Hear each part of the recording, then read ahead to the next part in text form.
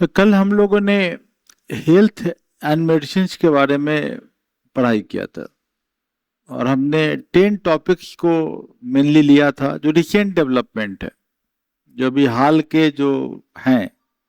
और हम लोग ऐसे टॉपिक की बात करते हैं जिस टॉपिक का समाज पर या ओवरऑल गवर्नमेंट की पॉलिसी पर बहुत ज़्यादा प्रभाव पड़ता है। नॉर्मली लोगों में एक मिसकंसेप्शन है, गलतफहमी है कि करंट अफेयर मतलब खाली थोड़ा रटने वाला क्वेश्चन पूछता है। यूपीएससी ऐसे क्वेश्चंस या competitive exam maximum even CGL भी ऐसे क्वेश्चन अब नहीं देता है, कम देता है, बहुत ना के बराबर। अब आजकल क्वेश्चन ऐसे देता है जिस क्वेश्चंस में आपको, अगर आपने पैराग्राफ्स नहीं लिखा है, शॉर्ट नोट्स नहीं लिखा है, तो सेम क्वेश्चंस के ऐसे बिंदु पर आके अटका देगा जहां कि आप गलत कर जाइएगा। और गलत करने का मतलब होता है कि सिर्फ आप 2 नंबर जो मान लिया है वो माइनस नहीं हो रहा है, ये 2 नंबर माइनस होना तो है ही। मान लिया कि 78 कट ऑफ मार्क्स था, कितना मार्क्स था? 78।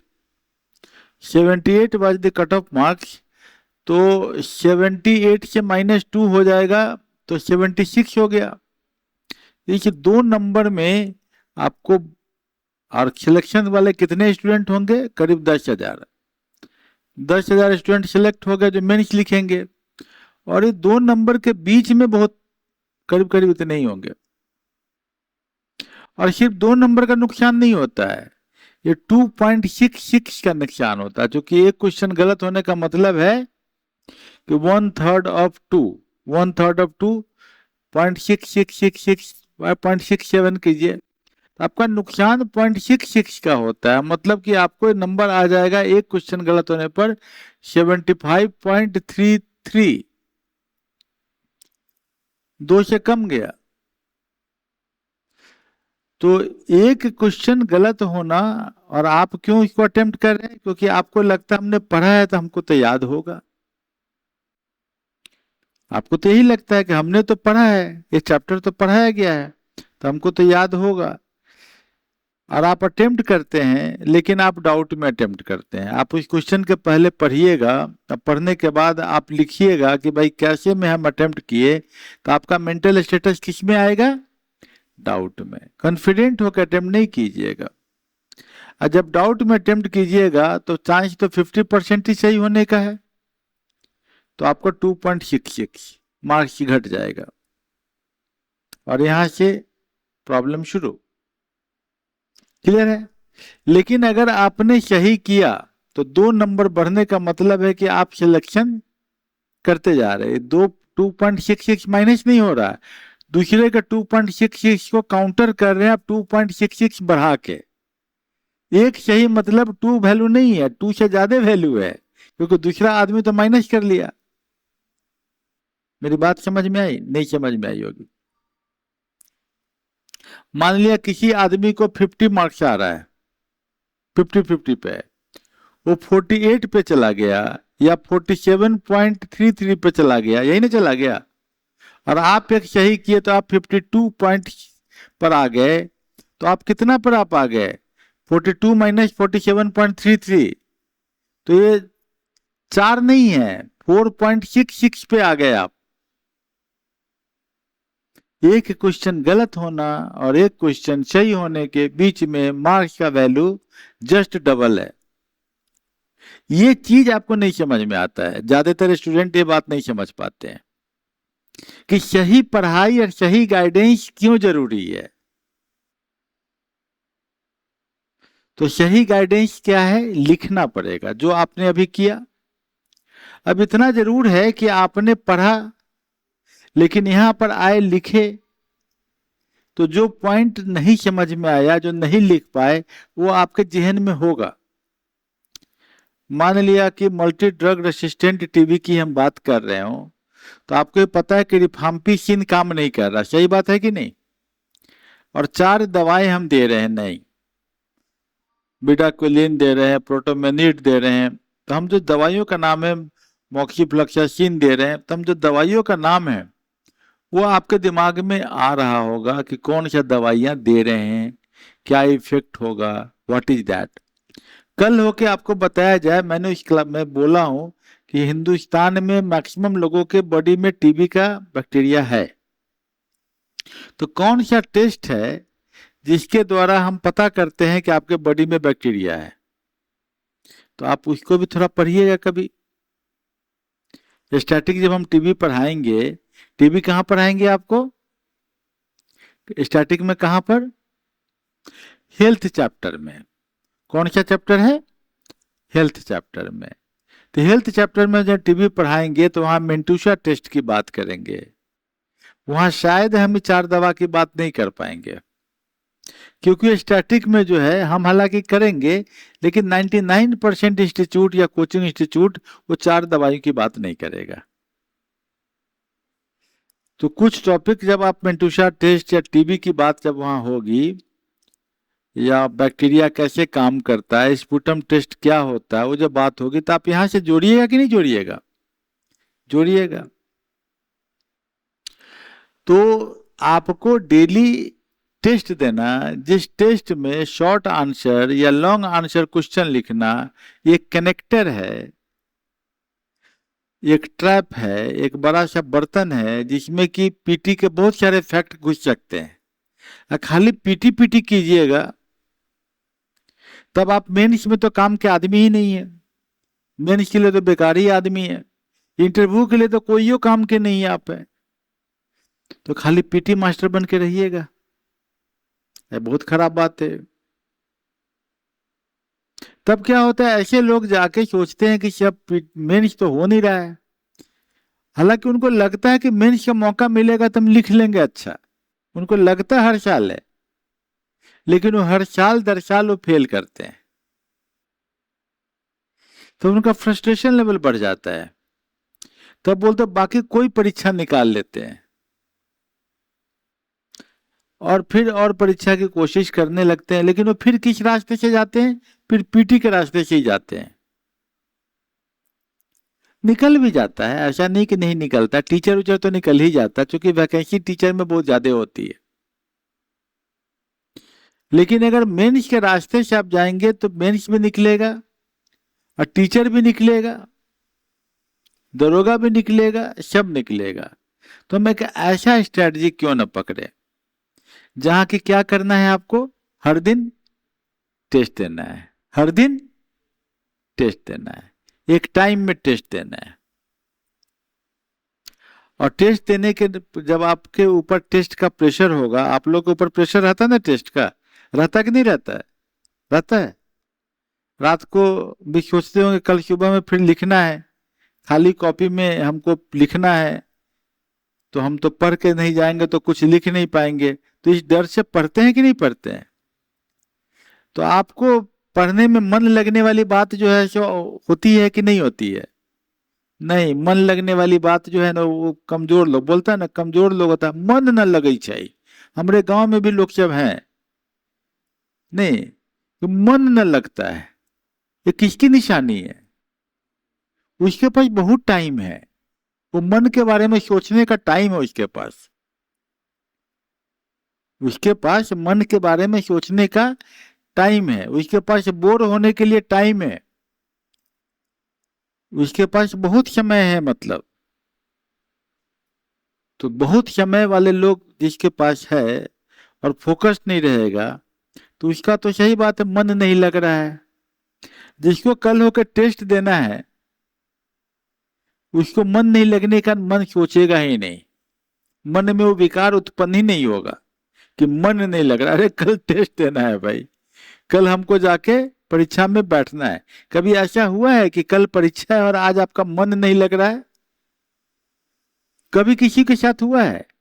कितना भी भोदा से भोदा स्टूडेंट होगा, कितना भी बेकार से बेकार स्टूडेंट होगा, एक दिन परीक्षा के पहले पूछो कल हो कि उसकी परीक्षा है, वो कभी बोलेगा कि मन नहीं लगता है हमको पढ़ने में? वो बोला कुछ समझ में नहीं आ रहा है, ये बोल सकता है, लेकिन ये लाइन नहीं बोलेगा मन नहीं लगता है।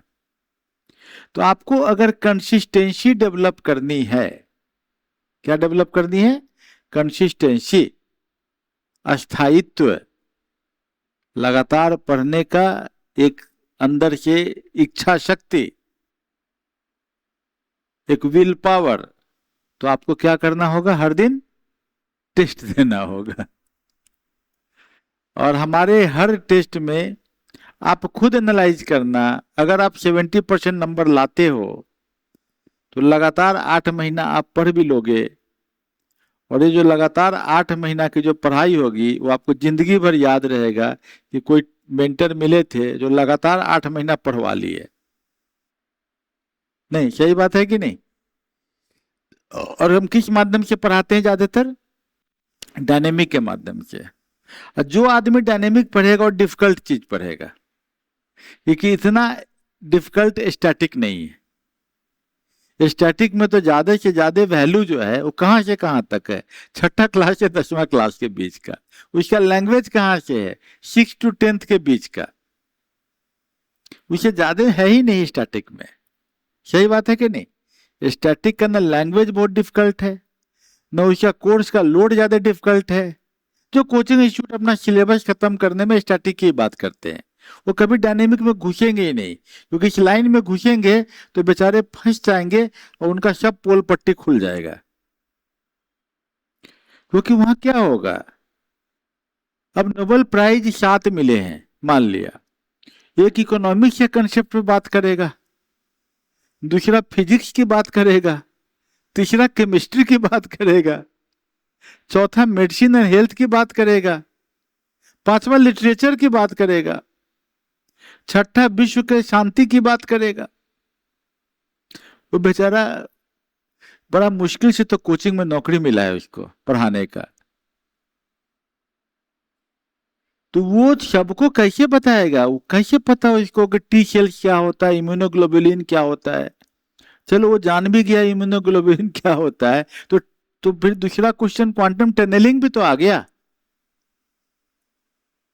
और तीसरा क्वेश्चन जो है बुकर प्राइज भी आ गया, और चौथा पुलित्जर में घुस रहा है,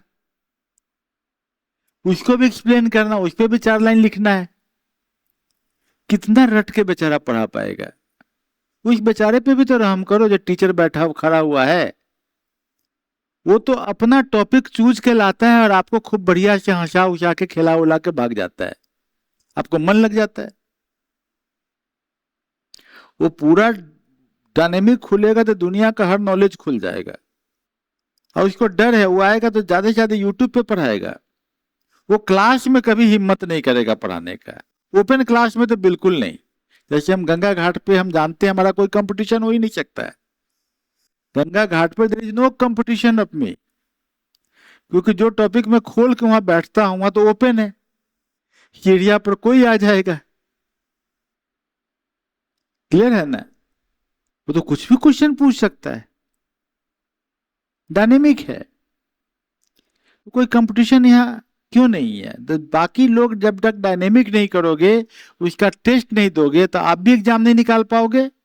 और जो टीचर आपको डायनेमिक छोड़ के बाकी कुछ पढ़ाएगा तो आधा ही तो पढ़ाएगा, तो ज्यादा तो पूरा पढ़ाएगा नहीं। तो ये कॉन्टेक्स्ट में समझना होगा। आज हमारा जो टॉपिक है वो बहुत ही डायनेमिक है। वो क्या है? प्राइजेज के बारे में और डिफरेंट फील्ड के प्राइजेज के बारे में। लेकिन खाली ये नहीं है कि बैंक का एग्जाम में खाली रट लो, ये उसमें मिला उसमें मिला उसमें मिला। यहां पर आपको अंदर से क्वेश्चन, उसका जोड़ा हुआ क्वेश्चन निकालेगा। जैसे कि आप देख लो, अभी इंटरेस्टिंग एग्जाम्पल आपको मिलेगा। फिजिक्स में 3 आदमी का नाम है, ये तो आपका सिंपल सा है कि 3 आदमी का नाम कोई भी एग्जाम में पूछता है। लेकिन ये बोल रहा है कि जॉन क्लार्क, माइकल एच डेवोरेट और जॉन एम मार्टिनिस, ये 3 नाम तो आपको याद कर लीजिएगा। हो सकता है नाम पूछेगा भी नहीं, एग्जाम में नाम याद कर लीजिएगा, क्योंकि कल नोट्स में आपको लिखना है। कल हम एग्जाम में क्वेश्चन पूछेंगे। क्या क्वेश्चन पूछेंगे भाई? क्वेश्चन ऊपर दिया हुआ है कि give a brief introduction of Nobel Prize. Nobel Prize है क्या, और कंट्रीब्यूशन जो 2025 में नोबेल लॉरेट किए हैं वो क्या मैसेज दे रहे हैं, किस फील्ड में वो काम कर रहे हैं, इससे समाज को क्या फायदा होने वाला है। ये क्वेश्चन है आपका। इसको 250 वर्ड्स में लिखना है कल। स्वाभाविक है कि आपका नाम तो पढ़ लिखिएगा तभी तो आप बताइएगा। लेकिन हम बोलेंगे कि नहीं भाई, इसमें हमको बताओ कि मैक्रोस्कोपिक क्वांटम टनलिंग क्या है। माइक्रोस्कोपिक क्वांटम टनलिंग क्या है? क्या है? क्वांटम साइंस में पढ़ते हैं कि मान लिया कि दीवार है और इस दीवार के बीच से एक आदमी अभी यहां पर था, दरवाजा बंद है, अब दूसरे रूम में पहुंच गया, दरवाजा बंद है और वो पहुंच गया दूसरे रूम में, तो इसका मतलब है कि this is there is a tunnel in this. एक तो टनल है तब तो दूसरी जगह पहुंचा। क्या समझ गए मेरी बात? तो कोई भूत प्रेत वाली बात है, ये कैसे पहुंच गया दीवार के बीच से छेद करके? तो ये यहां तो संभव नहीं है, इस रूम में संभव नहीं है, लेकिन यूनिवर्स में संभव है। और यूनिवर्स का जो रूल है वो क्या अप्लाई हो रहा है? जो संरचना एक एटम में है वही संरचना पूरे यूनिवर्स में है। स्पिरिचुअल लॉ, उपनिषद ये बात करता नहीं, हर कण कण में ब्रह्म है, नहीं ये बोलते हैं ना हम लोग। तो कैसे है भाई?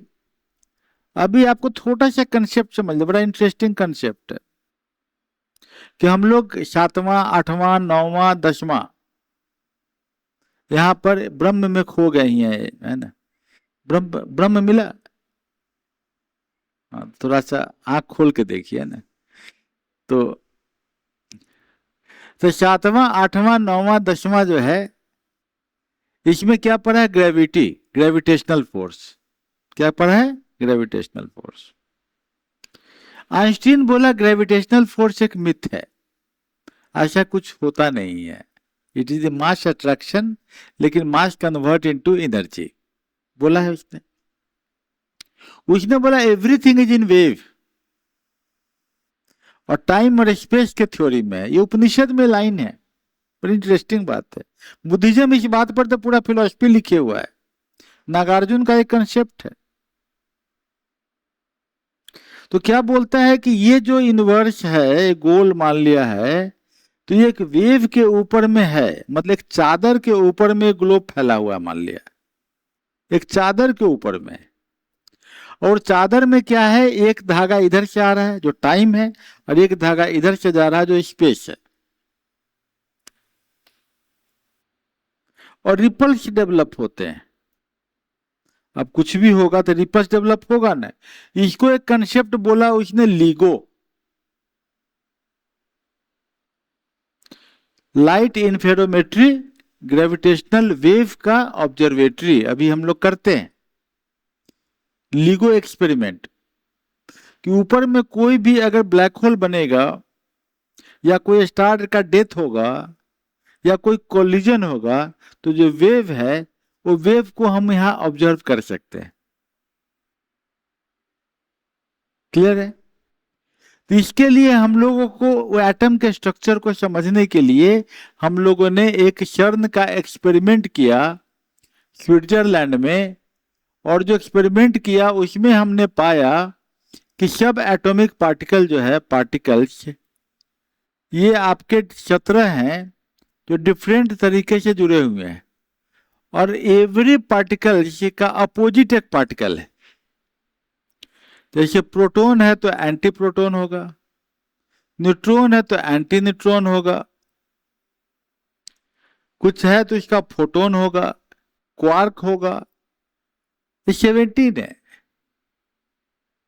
तो ये जो पार्टिकल्स, जो आपके सब एटॉमिक पार्टिकल्स है जिसका एंटी मैटर भी अवेलेबल है, ये सभी मिलके आपको एक टनलिंग का इफेक्ट दे सकते हैं, और खासकर एनर्जी के फील्ड में तो बहुत बड़ा काम कर सकता है। जो आपका बिजली आ रही है, इसमें रेसिस्टेंस के कारण जो लॉस होता है उसको कम करने के लिए ये टनलिंग के इफेक्ट को हम लोग इलेक्ट्रिक सर्किट में डालेंगे तो वो सुपर कंडक्टर बन सकता है, सुपर कंडक्टर बन सकता है। इंटरेस्टिंग है कि नहीं? ये पूरे कंसेप्ट को हम लोग कहां फिर समझेंगे? स्टैटिक पोर्शन में, पार्टिकल फिजिक्स में, क्वांटम साइंस में, quantum quantum computer, quantum science में, वहां समझे, क्वांटम टेक में समझेंगे। तो जॉन क्लार्क, माइकल एच डेवोरेट और जॉन एफ मार्टिनिस, ये नाम तो आपको याद करना ही है, लेकिन ये बेसिक कंसेप्ट क्वांटम को समझने की जरूरत पड़ेगी। इसको पार्टिकल फिजिक्स और क्वांटम टेक्नोलॉजी में हमको फिर से इसको समझना होगा। क्लियर है? आइए, आप केमिस्ट्री में दूसरा है Susumu Kitagawa, Richard Robson, Omar H Yaghi. इसने मेटल ऑर्गेनिक फ्रेमवर्क पर काम किया। मेटल ऑर्गेनिक फ्रेमवर्क जो है, मेटल और ऑर्गेनिक दोनों मिल गया। इस दोनों के मिलने से आपको जो है मेडिसिन के फील्ड में बहुत बड़ा काम हो सकता है। ये इतना बड़ा रिसर्च वर्क है कि आपको हवा से हम पानी निकाल सकते हैं, ठीक है ना? एक कपड़े की तरह का एक चिप्स लगाएंगे इसके ऊपर, नैनो टेक्नोलॉजी वाला, एक ग्लास के ऊपर में ऐसे रख देंगे तो ये जो है अट्रैक्ट करेगा एयर के मॉइस्चर को और ग्लास के नीचे पानी भर जाएगा। होता है ना, देखते नहीं फ्रिज, ठंडा पानी का जो होता है, जो आपका ग्लास रख दीजिए ठंडा, तो बाहर से मॉइस्चर ऑब्जर्व करके वो ग्लास के ऊपर में ठंडा लग जाता है ना, तो ये काम करेगा। मेडिसिन में कल आपने पढ़ा है जो, और लिखा है आज आपने टेस्ट में, लिखा है ना टेस्ट में, काट टी सेल्स लिखा है, ये देखिए यहां पर है, discovery concerning peripheral immune tolerance, T cells यहां पर आ गया आपको। लिटरेचर में आपका हंगेरियन ऑथर है जिसका काम है, पीस में आपका वेनेजुएला के कॉन्टेक्स्ट में है, मैपवर्क में देखना होगा। और इकोनॉमिक का जो है, ये बताता है कि हर इनोवेशन से इकोनॉमी में एक बदलाव आ जाता है, स्वाभाविक बात है। अभी मोबाइल में मान लिया 5G टेक्नोलॉजी आ जाएगा, या कंप्यूटर में 5G टेक्नोलॉजी बहुत तेजी से बढ़ने लगा, 6G पे आ जाएगा मान लिया, क्या कितना बड़ा होगा? आप पूरा का पूरा कम्युनिकेशन बहुत फास्ट हो जाएगा, और इतना फास्ट हो जाएगा कि करेंसी की जरूरत ही नहीं पड़ेगी, झट झट पैसा भेजते जाओ। अभी तो कभी नेटवर्क नहीं भी है, नेटवर्क है भी, ये कोचिंग इंस्टीट्यूट का तो मंडी बंद हो जाएगा। क्लियर है कि नहीं? तो आपको जो है इस कॉन्टेक्स्ट में आपको पढ़ना है। अब हम लोग यहाँ पर देख रहे हैं, give a brief description of Nobel Prize. कल आपको यही क्वेश्चन लिखना है, यही क्वेश्चन आपको मिलेगा। हम तो क्वेश्चन आउट ही कर देते हैं आपको, क्या आपका काम है यही क्वेश्चन कल मुजबानी लिखना, यही काम है आपका। और इन लिखने से आपको फायदा ये होता है कि इसको जब आप स्टैटिक से जोड़ते हो तो स्टैटिक आपको और इजी लगने लगता है, अरे इसका व्यवहारिक पक्ष तो हम जानते हैं, ये कंसेप्ट तो हमको समझ में आ रहा है, यही है। और डिस्कस कीजिए उनका कंट्रीब्यूशन नोबेल प्राइज मिलने वाले को। और इसमें कीवर्ड हमने दिया है, दूसरा क्वेश्चन हमने दिया है कि इंटरनेशनल अवार्ड जो फिल्म वगैरह के फील्ड में मिल रहा है, ऑस्कर मिल रहा है, गोल्डन ग्लोब अवार्ड मिल रहा है, बाफ्टा अवार्ड मिल रहा है, केनिस फिल्म फेस्टिवल में अवार्ड मिला है, वेनिस इंटरनेशनल फिल्म फेस्टिवल में अवार्ड मिला है, बर्लिन फिल्म फेस्टिवल मिला है, एमी अवार्ड्स मिला है, इस सब का हाईलाइट्स बताइए। स्वाभाविक है कि क्वेश्चन लिखने के लिए आपको थोड़ा सा याद करना पड़ेगा नाम और थोड़ा उसके कॉन्टेक्स्ट। जब ये आप काम कर लीजिएगा तो ये सभी चीजों में से एक न एक क्वेश्चन आपको एग्जाम में आएगा। क्लियर है? एक न एक क्वेश्चन इस पेज के एग्जाम में आएगा। जब एक क्वेश्चन के लिए हम क्या आपको बताएं, अभी थोड़ी देर पहले हम बात किए, 1 क्वेश्चन मतलब 10,000 बच्चों से आप आगे पहुंच जाते हो, -10,000 वाले नहीं, +10,000 वाले में चले जाते हो। क्लियर है ना? तो ये एक क्वेश्चन जो आएगा तो अभी आप लिख लीजिएगा। ऐसा नहीं कि हम पहली बार पढ़ा रहे हैं, पहले भी हमने एक बार अवार्ड्स पढ़ाए हैं, लेकिन फिर हम एक टेस्ट लेने के लिए लिखवा रहे हैं कि कल आप टेस्ट के लिए तैयार होइए। एक बैकग्राउंड आपको हमने बनाया था। उस समय क्या करते थे, एक पेज में हम डिफरेंट सब्जेक्ट्स लेते थे और उसमें हम एक आइडिया दे रहे थे ताकि आपको सबके बारे में लगे कि हाँ हम थोड़ा थोड़ा जानते हैं। अब हम क्या कर रहे हैं, आपको डिप ले जा रहे हैं अंदर में। क्लियर है ना? अब हम डेट वाइज बदल दिए अपने को। एक दिन हेल्थ ले रहे हैं, दूसरे दिन कुछ और ले रहे हैं, तीसरे दिन बिहार ले रहे हैं, ताकि आपको सीधा एग्जाम में दिखेगा उसका रिपोर्ट, वो समझ में आएगा। हालांकि ये सभी चीजें न्यूज़पेपर से जुड़ी हुई हैं, इसका नाम व्यूज ऑन न्यूज ही है, लेकिन ये आपको अलग अलग डोमेन में हमने बांटा है ताकि उस हिसाब से आपको GS 1, 2, 3, 4 कहाँ आएगा आप वो देख लीजिए, और पीटी में कैसे क्वेश्चन आएगा वो देख लीजिए। तीसरा जो है आपको लिटरेरी अवार्ड, ये फिल्म वाला हो गया। तीसरा कौन सा फील्ड लिया, literary award, Booker Prize, Pulitzer Prize, इस तरह के प्राइजेस की हम बात कर रहे हैं। एबल प्राइज जो एकेडमिक लिटरेचर के फील्ड से है, थोड़ा बहुत सोशल सर्विस से भी है।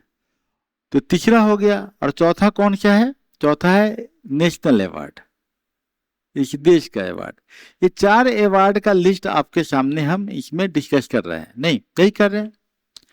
और 4 अवार्ड से आपको एक न एक क्वेश्चन आपको पकड़ाने की संभावना बिल्कुल है, और एक क्वेश्चन मतलब 10,000 को लीड कर रहे हैं, यही है। तो आपको कल का एग्जाम बहुत इंपॉर्टेंट है जो आपको देना है। चलिए हम लोग इसको हिंदी में है,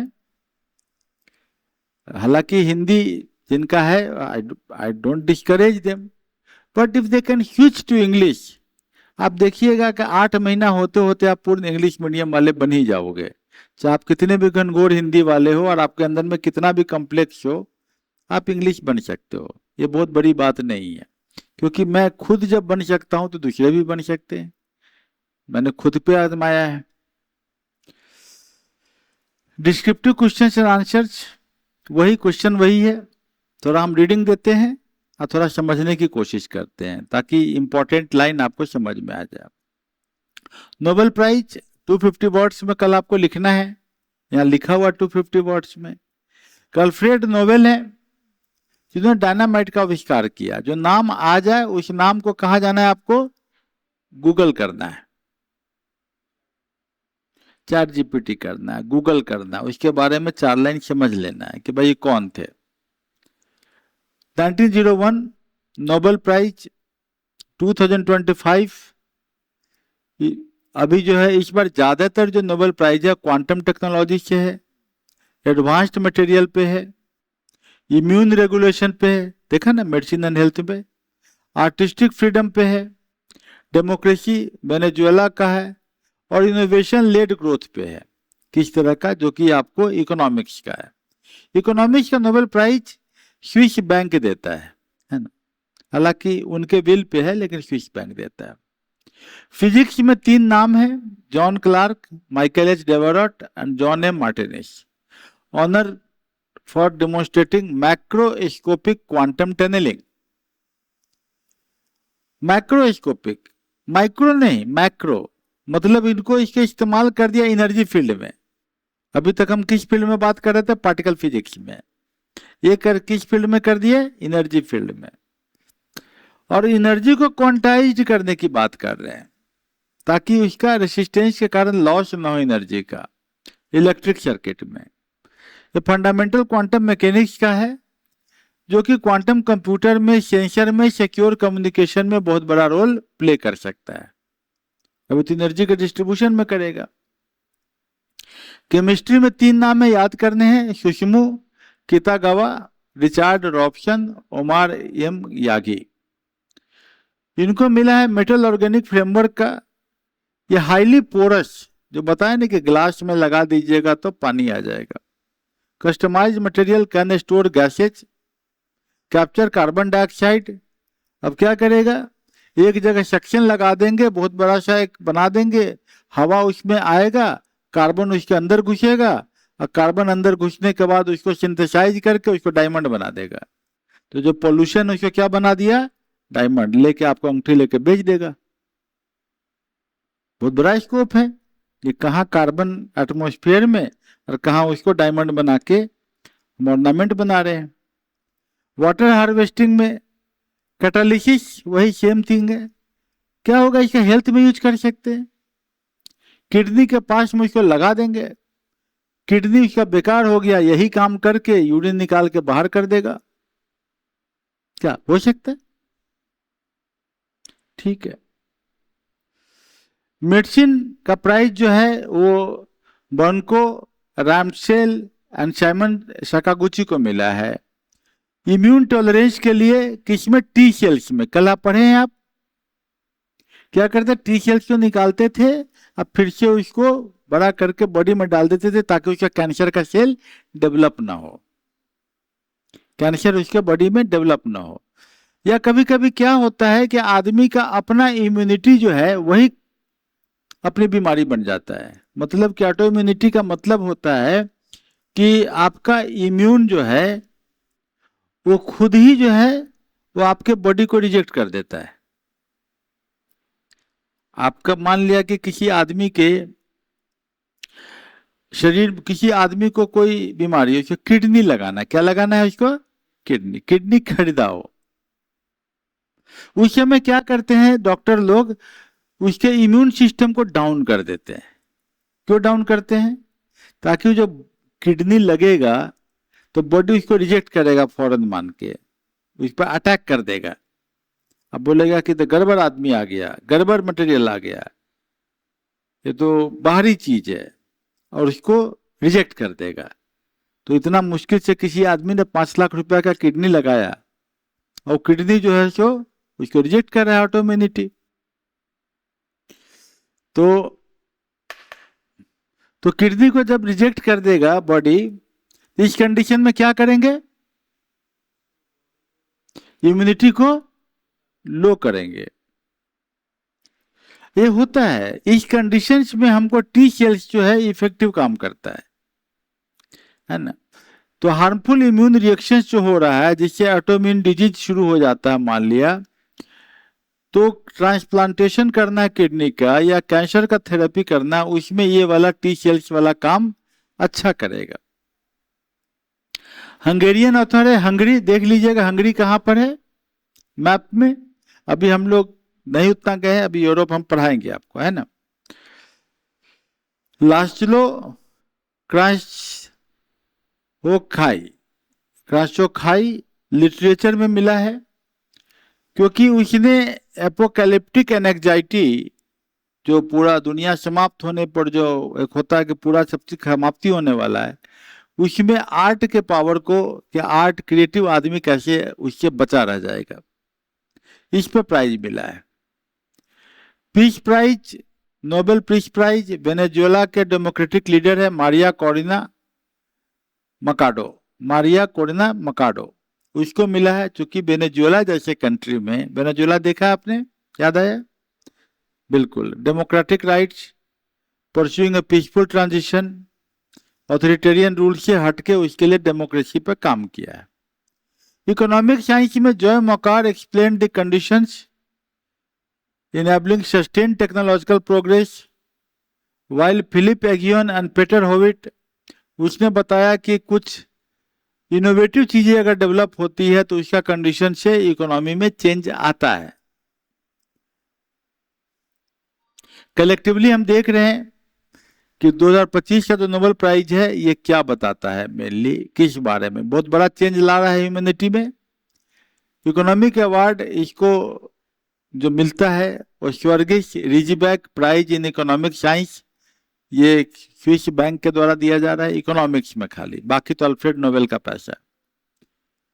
तो ये आपको ठीक है, थोड़ा मुश्किल होगा याद करने में, लेकिन थोड़ा याद कर लेने से साल में आपको कभी कभी अवार्ड याद करना पड़ जाता है, क्योंकि अवार्ड वाला जो करंट अफेयर है उसमें से एक न एक क्वेश्चन टपक जाता है, तो ये आपके लिए इंपॉर्टेंट हो जाता है। अब हो गया बुकर प्राइज, जैसे पिछले बार का बीपीएससी में बुकर प्राइज पूछ दिया। Pulitzer Prize, Ramon Magsaysay award, Abel prize, इसके बारे में अब हम क्वेश्चन बना रहे हैं। नहीं, वही सेम है कि आप इसके बारे में इंट्रोडक्शन दीजिए और इसको क्या रोल था इसके बारे में। तो बुकर प्राइज एक एनुअल अवार्ड है, हर साल दिया जाता है for fiction written in English और published in the United Kingdom और आयरलैंड। यदि कंडीशन, पहला लाइन इंपॉर्टेंट है। क्या होगा, इस प्राइज के बारे में यूपीएससी क्वेश्चन पूछेगा तो 3 लाइन लिखेगा, हो सकता नाम लिखे या ना लिखे। बीपीएससी पिछले बार पूछा था बुकर प्राइज पर क्वेश्चन, वो पूछा कि कौन सी किताब थी, हो सकता दूसरा लाइन रहे कि भाई किसने ट्रांसलेट किया किताब को। International counter part recognises translated fiction. और इंटरनेशनल अवार्ड जो होता है, मान लिया कि आपने हिंदी में लिखा, उसका कोई ट्रांसलेशन करेगा इंग्लिश में, उसको दिया जाता है। उसमें दोनों को दिया जाता है, एक जो लिखने वाला ओरिजिनल है उसको, और दूसरा जो उसने ट्रांसलेट किया उसको। ठीक है ना। तो इंटरनेशनल अवार्ड क्या है, किसी दूसरी भाषा का हो और उसका ट्रांसलेशन किया हो। और बुकर प्राइज जो आपका रियल है वो क्या है, इंग्लिश में लिखा होना चाहिए और वर्ल्ड में और जगह पब्लिश हो, ठीक है, लेकिन इंग्लैंड का में के प्रेस में जरूर आना चाहिए। आयरलैंड या इंग्लैंड में, दोनों में पब्लिश होना ही चाहिए। क्लियर है। और जो हिंदी, कन्नड़, तमिल में लिखेगा या चाइनीज में लिखेगा, उसका ट्रांसलेशन वाले तो दोनों को मिलेगा, एक राइटर को, ऑथर को, एक ट्रांसलेटर को। क्लियर है। तो इंटरनेशनल बुकर प्राइज और बुकर प्राइज में क्या अंतर है, समझ में आ गया। 2025 में David Szalay won the Booker Prize for Flesh. Booker Prize, International की बात नहीं कर रहा, कौन सी बात कर रहा है, Booker Prize. Flesh, intense account of man's journey from adolescence, कम एज से, 18 साल से कम एज से, टीन एज से ओल्ड एज तक का उसके जर्नी की बात कर रहा है। Examining embodiment, desire and forces shaping life, flesh. ठीक। इंटरनेशनल में बानू मुश्ताक जो क्वेश्चन पूछा गया बीपीएससी में, यही क्वेश्चन था, यही लाइन था। ट्रांसलेटर कौन है, दीपा भस्ती। 2025 में मिला बुकर प्राइज।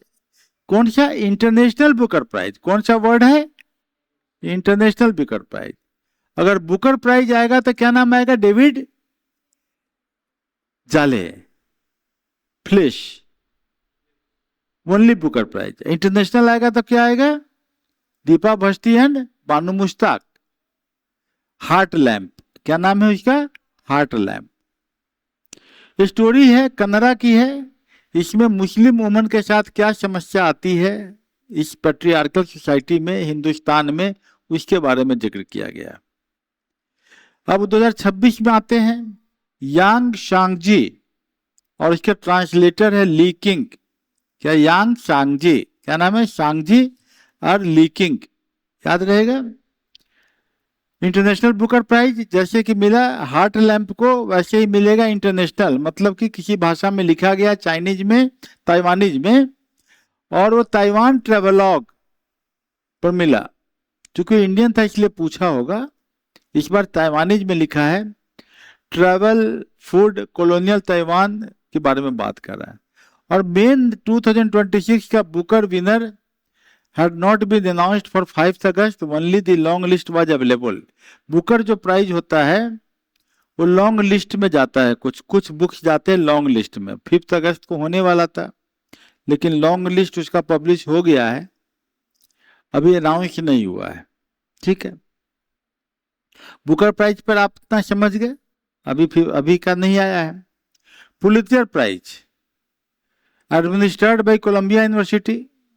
पुलित्जर प्राइज कौन देता है, कोलंबिया यूनिवर्सिटी। कहाँ से, जहाँ से कि हमारे आपके जो है बाबा साहब अम्बेडकर पढ़ाई किए, नहीं, 1917 से चल रहा है। जर्नलिज्म के फील्ड में, लेटर्स, ड्रामा, म्यूजिक के फील्ड में। ठीक है, ये पुलित्जर प्राइज है। Percival Everett, James reimagined Huckleberry Finn through James perspective, जो इसने बात किया, इसमें इसको मिला है, जर्नलिज्म का फील्ड का है। सिमिलर वे में द पब्लिक सर्विस अवार्ड जो है मिला है पुलित्जर का प्रो पब्लिका को। डेनियल क्रॉस को Angel Down received the fiction prize First World War का वाशिंगटन पोस्ट को जर्नलिज्म के फील्ड में मिलता है। नॉर्मली पुलित्जर प्राइज पूछता नहीं है, ये जानना होगा कि ये जर्नलिज्म के फील्ड में है, अच्छा फिक्शन लिखने के लिए है, अच्छा नॉन फिक्शन लिखने के लिए है, ड्रामा और म्यूजिक के फील्ड में जाता है।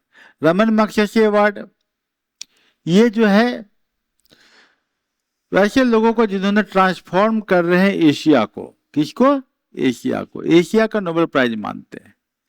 इसको मिला है इंडिया के एजुकेट गर्ल्स, एक एनजीओ है, उसको मिला है। किसको मिला है? इंडिया का एजुकेट गर्ल्स, एक एनजीओ को। मालदीव के शाहिना अली को, फिलीपींस के एक पृष्ठ को मिला है। 2026 का अवार्ड अभी नहीं दिया गया है। और जो एबल प्राइज है ये समझिए इकोनॉमिक्स का बहुत बड़ा, मैथमेटिक्स एंड इकोनॉमिक्स का बहुत बड़ा प्राइज है, नॉर्वे ने बनाया है। इसको मसाई काशीवारा 2025 का मिला है और गर्ड फास्टिंग को 2026 का मिला है। ठीक है, तो ये आपको इसके बारे में दे दिया। अब आपको इंटरनेशनल सिनेमा का अवार्ड, इसमें ऑस्कर होता है, एकेडमी अवार्ड होता है, बाफ्टा अवार्ड होता है, या डिफरेंट फिल्म फेस्टिवल जो कैन्स है उस सब का होता है। उसे कैन्स वाला कम ही पूछता है, ज्यादातर ऑस्कर का पूछता है। लेकिन जानना पड़ेगा आपको, आपको रिस्क नहीं लेना। लेकिन क्या करना होगा, हम नहीं बोलते रटिए, हम बोलते इसको बार बार लिखिए। रटने से नहीं होगा, लिखने से होगा। बार बार लिखिए ताकि कल होके मुजबानी लिख लीजिए। ठीक है ना? नहीं लिख पाए कोई बात नहीं, फिर दोबारा कोशिश कीजिए, 10 दिन 15 दिन बाद फिर टेस्ट दे दीजिए इसी का, फिर लिख लीजिए। फिर जो एग्जाम के पहले एक बार टेस्ट दे लीजिए, फिर लिख लीजिए, तो आपको याद रह जाएगा और वहां से एक क्वेश्चन आपको मिल जाएगा। हो सकता है वही एक क्वेश्चन इंपॉर्टेंट हो जाए जिस कारण से क्या आपका सिलेक्शन हो जाए। क्लियर है ना? ये आपको ऑस्कर अवार्ड, एकेडमी अवार्ड है, 1929 में पहली बार हुआ। Best picture, direction, acting, writing, music, बहुत सारे फील्ड में मिलता है। गोल्डन ग्लोब 1944 में मिला। बाफ्टा 1947 में ब्रिटिश और इंटरनेशनल फिल्म फेस्टिवल्स के लिए दिया गया। ठीक है ना? तो 3 अवार्ड देख लिया आपने, एकेडमी, ऑस्कर, आपका Golden Globes and BAFTA. Cannes, Venice या बर्लिन में इसका मेन आपका दिया देख रहे हैं, इसमें कुछ का मिला हुआ है। हाईलाइटेड सोशल स्टोरी, एनोरा एक फिल्म है सीन बेकर्स का, इंपॉर्टेंट है, क्या नाम याद रखना है? सीन बेकर्स का अनोरा। ऑस्कर बेस्ट पिक्चर मिला है classic inequality, precarious labour and the limits of romantic aspirations. मतलब कि आपको इनइक्वालिटी सोसाइटी में बहुत ज्यादा है, बॉन्डेड लेबर की समस्या है, लोग यहाँ से भाग के कहीं और नौकरी करने जाते हैं, हिंदुस्तान का भी कंडीशन वही है। बाफ्टा में कॉन्क्लेव का है और इस तरीके से आपको फिल्म के बारे में यहाँ पर दिया हुआ है कि कौन कौन सा फिल्म का आपको मिला हुआ है। ठीक है, सीजीएल टाइप के एग्जाम में आपको किस फॉर्मेट में पूछता है, ये तो हम एक आपको ओवरऑल एक पिक्चर इमेज, ताकि आप लिखिएगा तो जोड़ पाइएगा, इसलिए आपको मैं ये 3 क्वेश्चन पूछूंगा कल। ठीक है ना? ये 3 क्वेश्चन पूछूंगा ताकि आप जोड़ पाइए। लेकिन नॉर्मली बच्चे लोग ऐसे ही पढ़ते हैं, फिजिक्स, विनर, इंपॉर्टेंट वर्क और रीजन। ठीक है, chemistry, medicine, literature, peace, economic, Booker Prize, ऐसे ही पढ़ते ही हैं बच्चे, है ना? मैगजीन में ऐसे ही मिलेगा। लेकिन मेरा थोड़ा सा मेंटरशिप अलग है, मैं चाहता हूं कि आप स्टोरी पहले समझ लीजिए, फिर बाद में उसमें फैक्ट सब तो जुड़ ही जाएंगे और वो फैक्ट आपको ज्यादा आसानी से जुड़ेगा। क्लियर है कि नहीं? नहीं तो ऐसे में रटना पड़ता है, रटना बहुत जटिल प्रक्रिया है। हमारा थ्योरी है कि पहले आप फैक्ट समझिए, तो पहले आप स्टोरी समझिए, स्टोरी लिखिए, बाद में फैक्ट जुड़ता ही चला जाएगा। क्लियर है ना? वो ज्यादा लॉन्ग लास्टिंग रहता है, 3 साल बाद भी एग्जाम लिखिएगा तब भी याद रहेगा, है कि नहीं? बहुत कम रटना पड़ेगा। इंटरनेशनल बुकर प्राइज लिखा हुआ है यहाँ पर, रमन मगसेसे अवार्ड किसको मिला है? जो आपको पढ़ाया गया ऊपर में, इसको हमने यहाँ पर कीवर्ड में डाल दिया है। पुलित्जर प्राइज, इंडियन अवार्ड्स में जो है बहुत ज़्यादा रटने की जरूरत नहीं पड़ती है, लेकिन जानना पड़ता है। जैसे कि यहाँ पर सबसे इम्पोर्टेंट जो भारत रत्न के बाद अगर कुछ होता है तो होता है पद्म विभूषण। क्या होता है?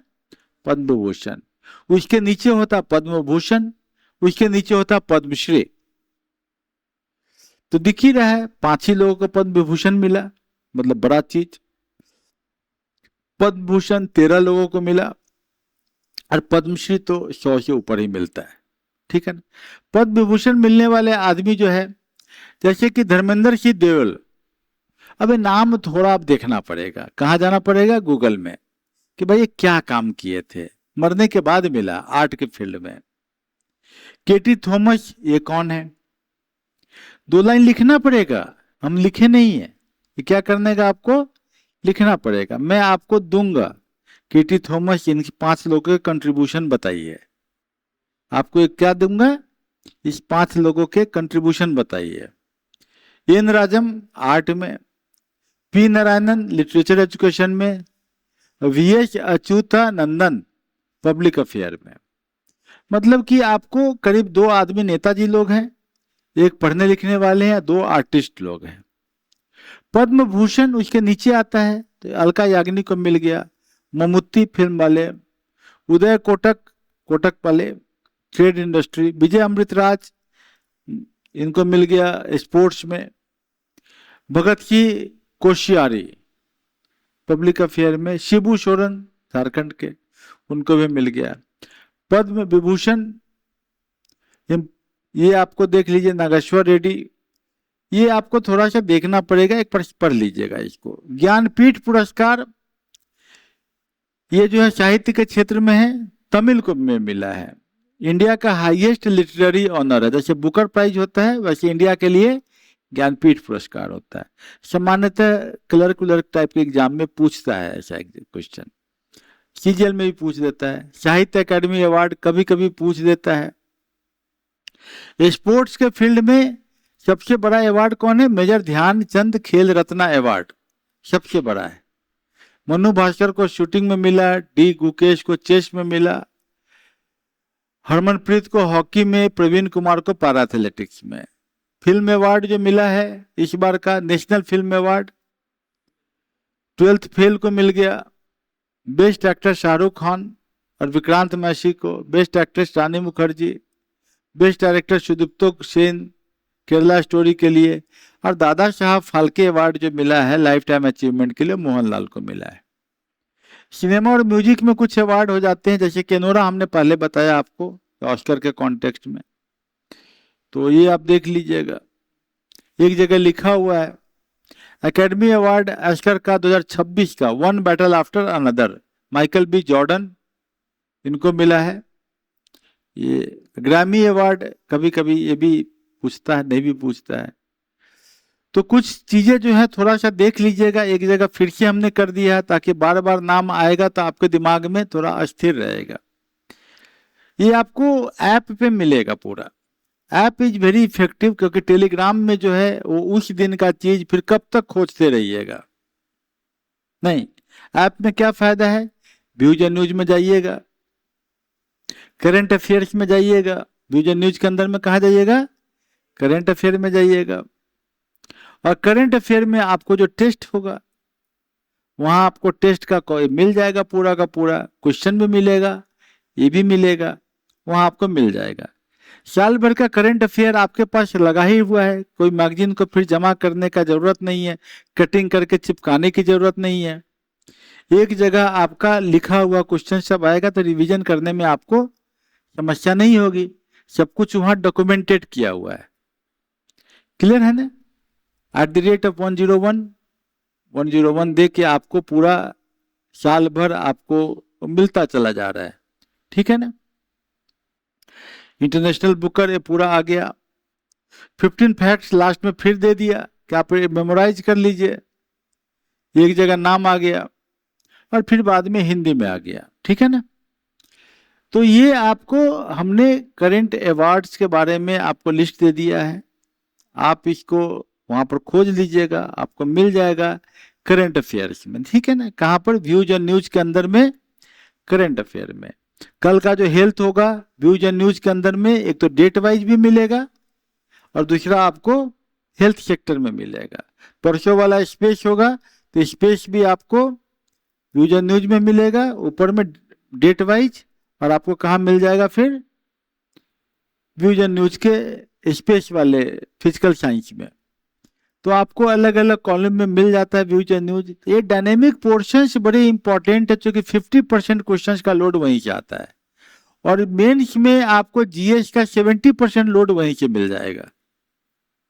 तो पीटी तो 50% लोड है यहाँ पर, और मेंस में तो 70% लोड है। इंटरव्यू में तो पूरा लोड इधर जाएगा। इंटरव्यू में कभी भी स्टैटिक से ज्यादा पूछता नहीं है, सब इधर से ज्यादा पूछने का संभावना रहता है। क्लियर है ना? तो जब तक डायनेमिक ज्यादा स्ट्रांग नहीं होगा, सिर्फ स्टैटिक से एग्जाम निकालना बहुत मुश्किल है। यही कारण है कि कुछ लोगों का मार्क्स बहुत ज्यादा होता है। यूपीएससी में भी आपको पता है कि नहीं, कुछ लोग 200 मार्क्स में 125, 120 से 32 तक के बीच में रहते हैं, और कुछ लोग 200 में 78 पे अटके रहते हैं। ये 125, 132 वाले ऐसे हैं जो डायनेमिक और स्टैटिक दोनों को बैलेंस किए रहते हैं। तो मैं हमेशा ये बात बोलता हूं, 2 नंबर से क्यों छूट रहा है तुम्हारा? तुम कभी एनालाइज किए हो? तो बच्चा जवाब नहीं दे पाता है।